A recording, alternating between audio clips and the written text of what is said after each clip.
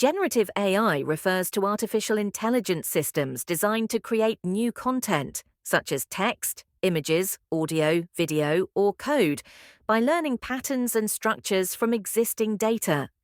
It uses machine learning models, particularly generative models like Generative Adversarial Networks, GANs, Variational Autoencoders, VAEs, and transformer-based models, e.g., GPT, to produce outputs that mimic human-like creativity.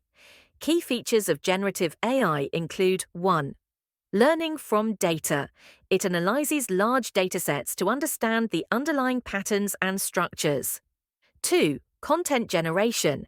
It can generate realistic and high-quality outputs, such as natural language text, art, music, or even simulations. 3. Applications. Common uses include chatbots, personalized content, virtual design, drug discovery, and entertainment. Generative AI aims to augment or replicate human creativity while adhering to ethical and practical boundaries.